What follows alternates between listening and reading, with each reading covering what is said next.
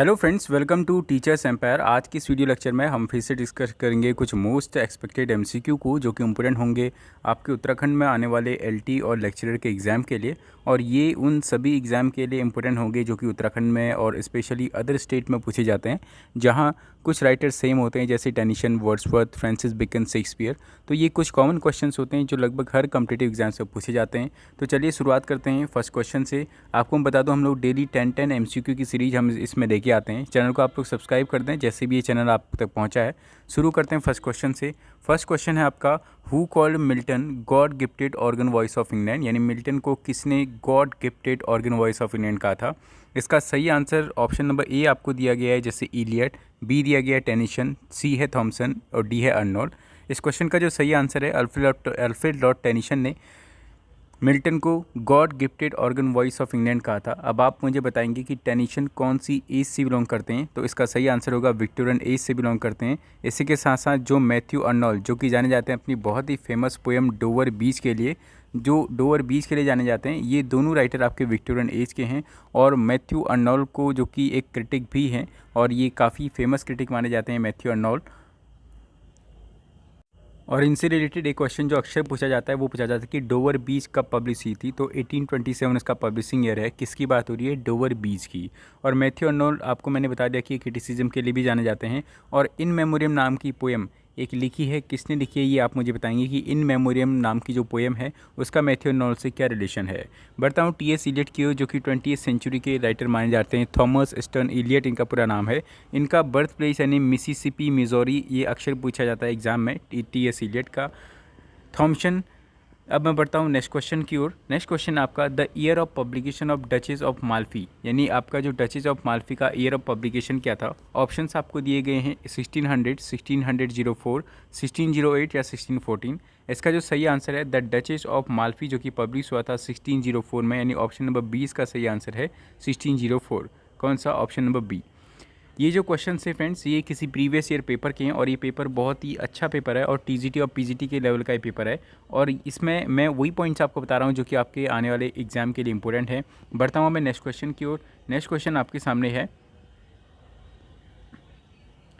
Dissociation of sensibility is connected with. Question number third आप देखेंगे, dissociation of sensibility is connected with. Options आपको दिए गए हैं, romantic poetry, modern poetry, metaphysical poetry या post colonial poetry. तो जो डिसोसिएशन ऑफ सेंसिबिलिटी टर्म है, पहली बात तो ये दिया किसने था? टी एस इलियट ने दिया था। किसने दिया था? टी एस इलियट ने दिया था, जो कि एक मॉडर्न क्रिटिक थे। और उन्होंने ये आपका 17 सेंचुरी यानी अर्ली 17 सेंचुरी और लास्ट 17 सेंचुरी के राइटर के ऊपर ये उन्होंने एक टर्मोलॉजी दी थी। अगर मैं इसकी बात करूँ तो इसका ऑप्शन नंबर सी इसका सही आंसर होगा। मेटाफिजिकल पोइट्री से कनेक्ट करता है हमारा डिसोसिएशन ऑफ सेंसिबिलिटी टर्म। ठीक है, बढ़ता हूँ क्वेश्चन नंबर 4 की ओर। क्वेश्चन नंबर 4 आपके सामने है, who wrote the paths of glory lead but to the grave. ये वो लाइन है जो कि अक्सर हर एग्जाम में हमको देखने को मिलती है, जो भी एग्जाम हमारे लिटरेचर से रिलेटेड होते हैं। तो the paths of glory lead but to the grave, ये किसकी लाइन्स हैं? ऑप्शन ए दिया गया है आपको वर्ड्सवर्थ, थॉमस ग्रे, शैली और कोलरिज। वर्ड्सवर्थ और कोलरिज आपको पता है दोनों रोमांटिक एज के राइटर हैं। इसके साथ साथ शैली भी आपका पीबी शैली, जो कि जाने जाते हैं किसके लिए? द नाइटिंगेल के लिए। ठीक है, ये और टू द वेस्ट विंड करके इनकी एक बहुत ही फेमस पोएम है। द नाइटिंगेल तो आपका वर्ड्सवर्थ ने लिखी थी और टू द वेस्ट विंड करके इनकी बहुत ही फेमस पोएम है किसकी? पीबी शैली की। और इसका जो सही आंसर है ऑप्शन नंबर बी यानी थॉमस ग्रे, इसका सही आंसर है। थॉमस ग्रे, जो कि आपके ग्रेवयार्ड पोएट्स में भी इनको गिने जाता है थॉमस ग्रे को। तो इन्होंने ये पोएम लिखी थी जिस पोएम का नाम था elegy written in a country churchyard. क्या नाम था पोएम का? Elegy written in a country churchyard. Option number B इसका सही आंसर है। बढ़ता हूँ नेक्स्ट क्वेश्चन यानी क्वेश्चन नंबर 5 की ओर। क्वेश्चन नंबर 5 आपके सामने है, हु वॉज एटिकस, यानी एटिकस कौन था। ऑप्शंस आपको दिए गए हैं, a knight, a poet, Cicero's friend and post family doctor. ध्यान दीजिएगा, जो आपका एटिकस का एक आपका ऐसे आया था और आपके उत्तराखंड में अलेक्जेंडर पोप से एलटी के एग्जाम में काफ़ी सारे क्वेश्चंस आपको देखने को मिलते हैं। तो जो इसका सही आंसर है, जो एटिकस वर्ड का यूज़ हुआ है वो सीजेरोस फ्रेंड है। ध्यान दीजिएगा, सीजेरो के फ्रेंड है। और जो आपका पोप अलेक्जेंडर पोप का एक वर्क था उसमें इस वर्ड का यूज़ हुआ है, जो कि आपका सीजेरो फ्रेंड था। ठीक है, और उस वर्ड का नाम मैं अभी आपको बताऊँ, अलेक्जेंडर पोप का एक वर्क था जिसका नाम है आपका एपिस्टल टू डॉक्टर अर्बर्टनॉट। उसमें आपको एटिकस यानी सीजरोस फ्रेंड का आपको जिक्र देखने को मिलेगा, जिसमें एटिकस नाम के थ्रू पोप ने क्या करा है, एटिकस नेम से जोसेफ एडिशन पे क्या करा है, कमेंट किया है, उन पे क्रिटिसिज्म किया है। तो एटिकस का सही आंसर होगा आपका सिजरोस फ्रेंड को पोप ने एटिकस नाम दिया है। बढ़ता हूँ अब मैं क्वेश्चन नंबर 6 की ओर। क्वेश्चन नंबर 6 है आपके सामने, who printed a collection of 154 sonnet of Shakespeare's in 1609। Options आपको दिए गए हैं, बर्न्स, लोवेल, थॉमस थोरपे या पाइक। इसका सही आंसर है ऑप्शन नंबर सी, थॉमस थोरपे ने शेक्सपियर के 154 जो सोनेट्स थे उनके कलेक्शन को पब्लिश किया था। पढ़ता हूँ नेक्स्ट क्वेश्चन, क्वेश्चन नंबर 7 की ओर। क्वेश्चन नंबर 7 आपके सामने है, the phrase dull sublunary lovers' love is from the poem bye.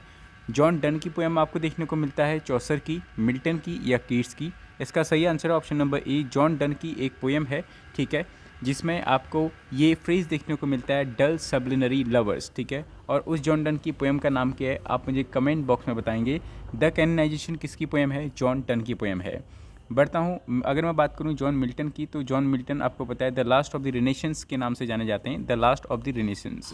चौसर जो कि जॉफ्री चौसर, जो कि जिनको कि हम लोग क्या कहते हैं, जॉफ्री चौसर को हम लोग आपका द किंग ऑफ पोइट्री के नाम से भी हम इनको जानते हैं, जॉफ्री चौसर को, ठीक है। और the father of English poetry के नाम से किसे जानते हैं, जॉफ्री चौसर को। इसके साथ साथ आपका जॉन कीट्स की अगर मैं बात करूं, तो जॉन कीट्स जो कि अपनी बहुत ही फेमस पोएम ओजामेंडियस के लिए जाने जाते हैं, कौन, जॉन कीट्स, ठीक है।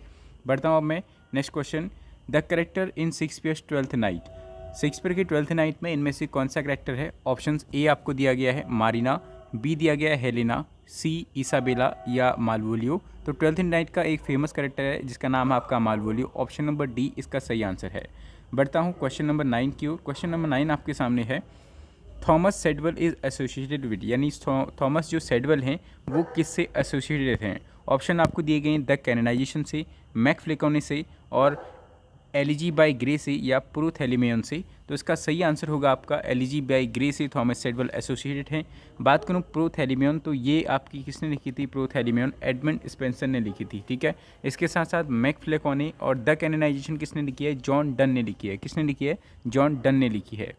बढ़ता हूँ क्वेश्चन नंबर 10 की ओर। क्वेश्चन नंबर 10 है, the line cover her face mine face dazzle she died young is from. ये जो लाइन है बहुत ही इंपॉर्टेंट लाइन है, cover her face mine face dazzle she died young is from. ये line कहाँ से ली गई है, मैकबेथ से, हैमलेट से, द डचेस ऑफ माल्फी से या एज यू लाइक इट से। इसका सही आंसर है option number c, the Duchess of Malfi से लाइन्स ली गई हैं, ठीक है। द डचेस ऑफ माल्फी किसने लिखा था, जॉन ड्राइडन ने लिखा था। As you like it, Hamlet और मैकबेथ किसके हैं, विलियम शेक्सपियर के वर्क हैं।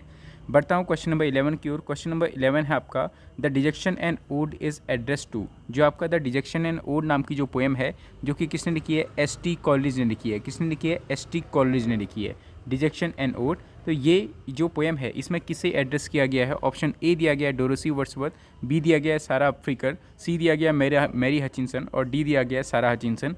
इसका सही आंसर है ऑप्शन नंबर डी, सारा हचिंसन को इसमें डिस्क्राइब किया गया है, ठीक है, या ये जो पोएम है वो सारा हचिंसन को एड्रेस्ड है। अब जो क्वेश्चन नंबर 12 और क्वेश्चन नंबर 13 का आंसर आप मुझे कमेंट बॉक्स में देंगे। ये दो पोएम आपके होमवर्क के लिए नेक्स्ट वीडियो में मैं आपको इन दोनों का भी आंसर जरूर मैं बताऊंगा। क्वेश्चन नंबर 12 आपको जो कि दिख रहा है, the poem ode to the west wind concludes with the note of. Option आपको दिया गया है स्केप्टिसिज्म, ऑप्टिसिज्म, नार्सिसिज्म और परमिसिज्म। ये भी आपको इसका आंसर देना है। इसके साथ साथ क्वेश्चन नंबर 13 का आंसर देना है। मिलता हूँ मैं नेक्स्ट वीडियो में। आप वीडियो को लाइक करें अगर आपने थोड़ा बहुत भी इस वीडियो से कुछ सीखा हो तो। Thanks for watching this video. जिस हिसाब से आपके लाइक होंगे अगली वीडियो उतनी ही जल्दी आपको देखने को मिलेगी। Thank you.